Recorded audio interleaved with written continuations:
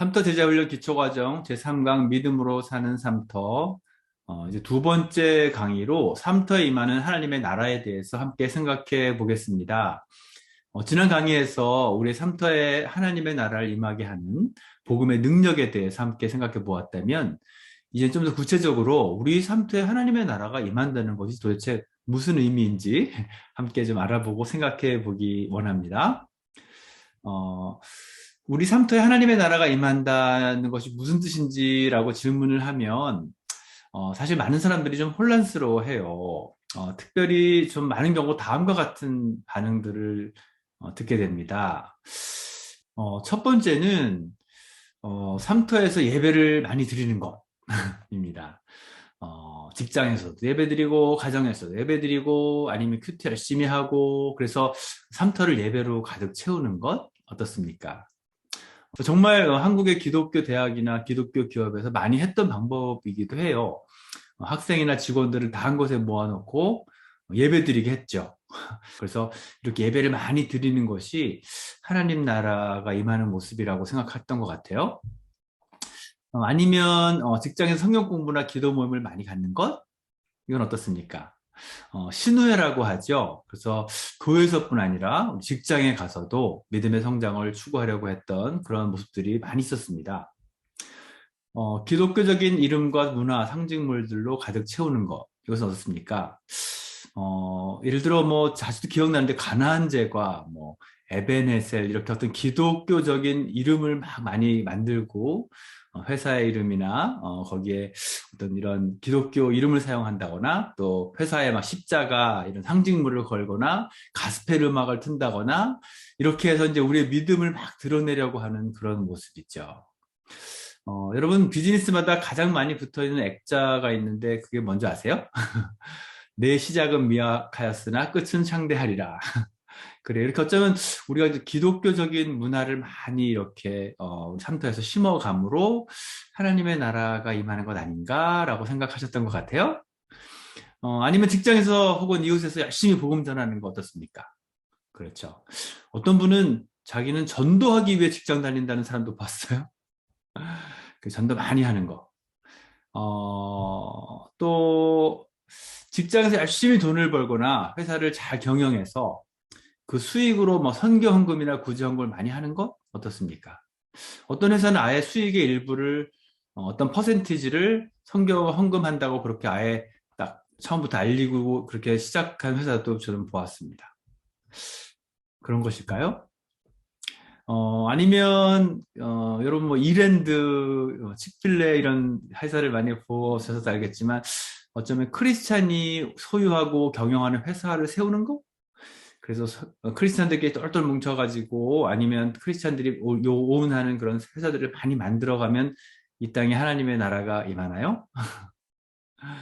어, 그래, 우리 성도들에게 이런 활동이 얼마나 중요한지 때로는 얼마나 소중한 그런 믿음의 고백인지 잘 알고 있습니다. 하지만 우리의 삶터를 이러한 종교적인 활동으로 가득 채우는 것, 그것이 삶터에 임하는 하나님 나라의 본질일까요?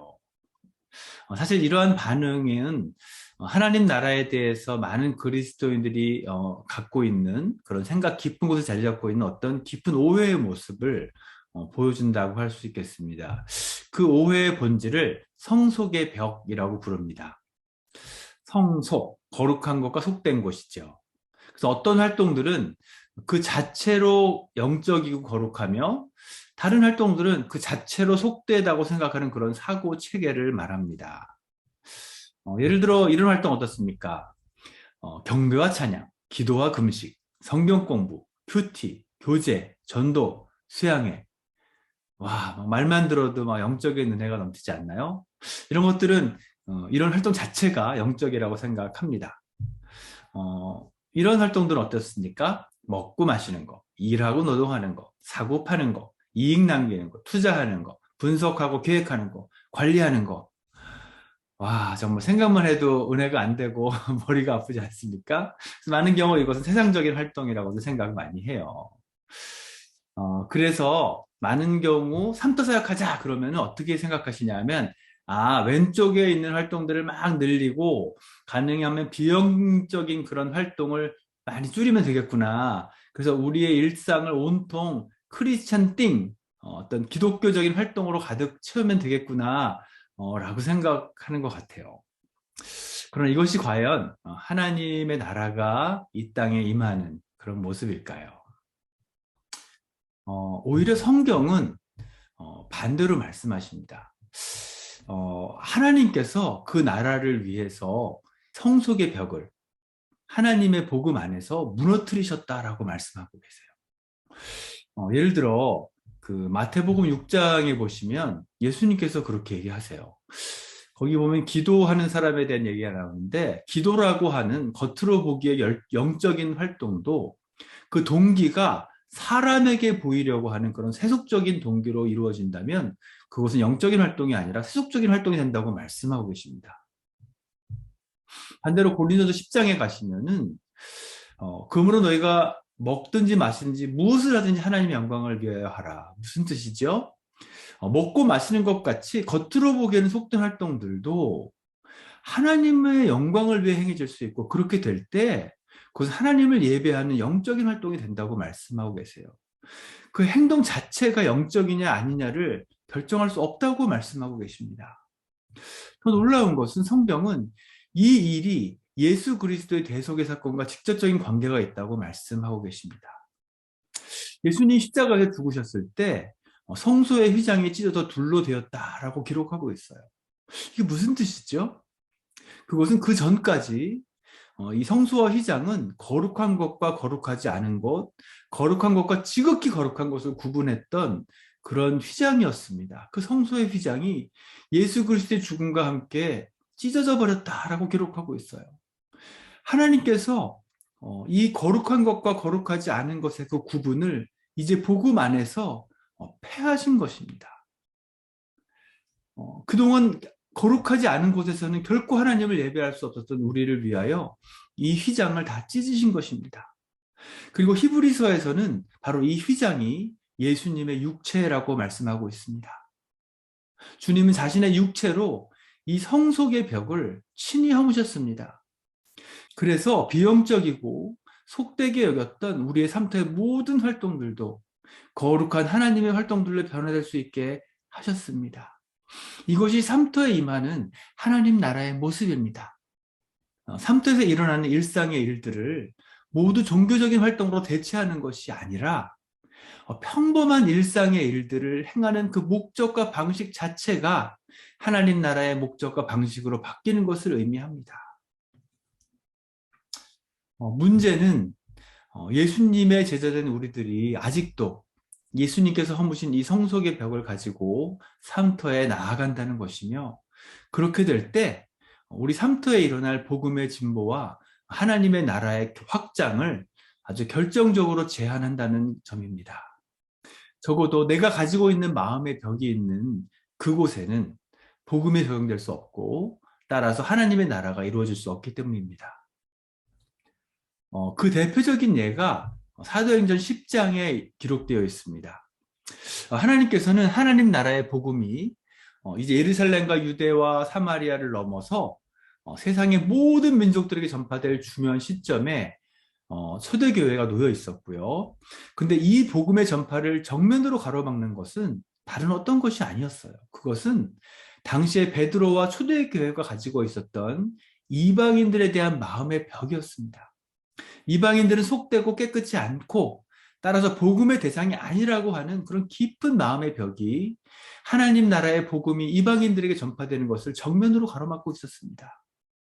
여러분들이 잘 아시는 대로, 그래서 베드로에게 하나님께서는 온갖 부정한 짐승이 가득한 보자기를 하늘에서 내려주시면서 잡아먹으라는 환상을 3번이나 보여주셨어요.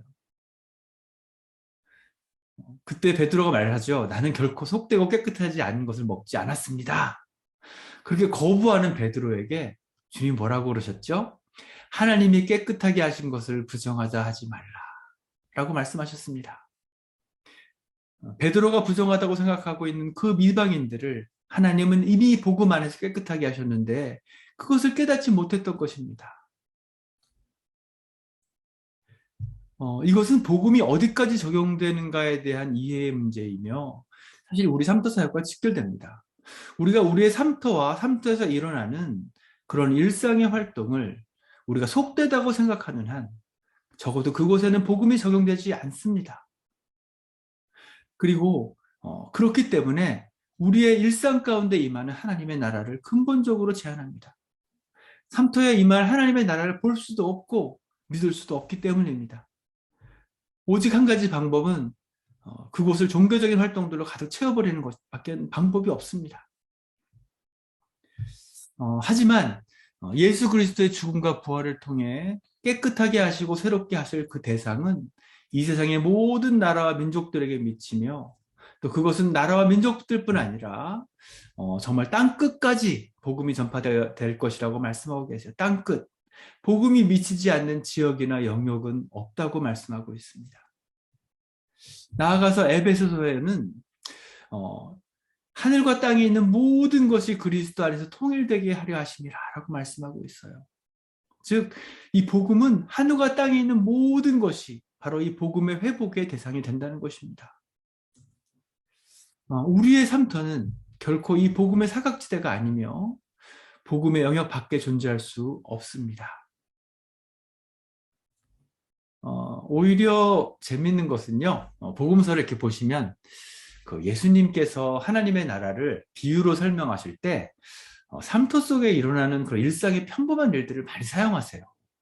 예를 들어요, 씨 뿌리는 거, 겨자씨, 알고, 가라지, 이른 양, 진주장사, 어부의 그물, 포도원, 달란트, 화폐죠. 망대를 짓는 거, 건축입니다. 결혼, 누룩과 떡, 채무관계, 이런 여러 가지 삶터에서 흔히 일어나는 일들을 비유로 하나님의 나라를 설명하셨어요.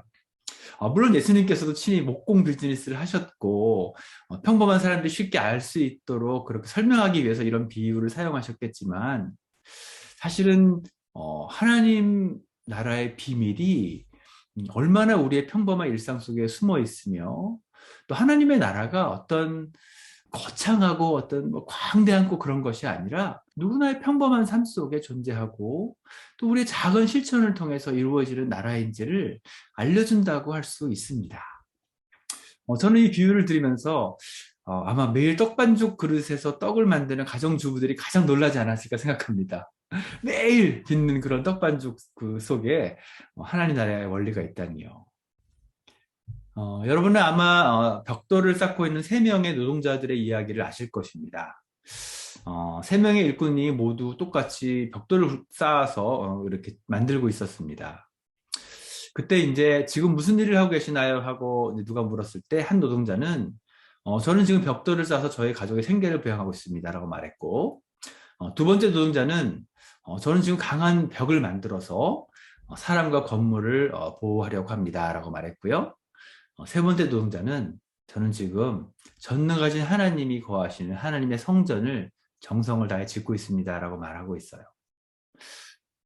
똑같은 일을 하는데 3명이 모두 다른 목적과 의미를 가지고 그래서 다른 모습으로 일하고 있다는 것입니다. 한 사람에게는 그저 생계의 수단이고 다른 사람에게는 건축물을 만드는 것이고 또 한 사람에게는 하나님의 성전을 만들고 있다는 것이죠. 똑같은 일상의 일도 지극히 속된 목적으로 속된 방법으로 행해질 수 있고 거룩한 목적으로 또 거룩한 방법으로 행해질 수도 있다는 이야기라고 생각합니다. 여러분들은 당신의 삶터를 어떻게 바라보고 계십니까? 삶터에서 일어나는 그 평범한 일상을 어떤 목적과 방법으로 임하고 있나요? 정리하겠습니다. 삶터에 하나님의 나라가 임한다는 것은 우리의 가정과 일터에서 일어나는 그런 일상의 활동들이 보다 종교적이고 영적인 활동들로 바꾸어가는 그런 것을 말하는 것이 아닙니다.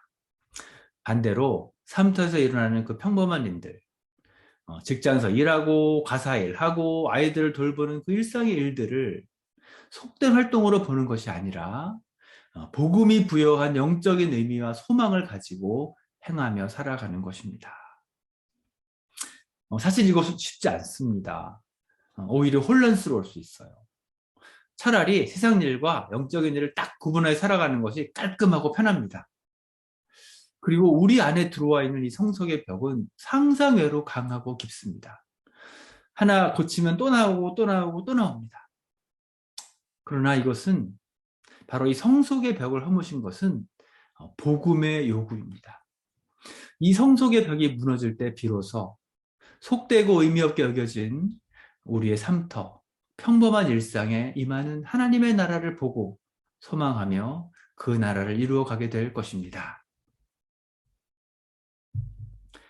자, 묵상과 적용을 위한 질문을 드리도록 하겠습니다. 나의 삶터에서 일상생활과 신앙생활, 영적인 활동과 세상적인 활동을 딱 구분하는 그런 마음의 장벽을 가지고 계신가요? 그러한 장벽은 또 삶터에 임하는 나의 생각과 행동에 어떤 영향을 미치고 있나요? 한번 좀 삶을 돌아보시면서 한번 생각해 보시고 묵상해 보시기 바라겠고요. 당신은 성속의 벽을 다 허물어 버리신 그 복음의 능력을 이해하고 또 믿고 계시나요? 나의 삶터, 일상 가운데 하나님의 나라가 임하기 위해서 나는 어떤 삶의 변화가 필요할까요? 한번 생각해 보시면 좋겠습니다. 감사합니다.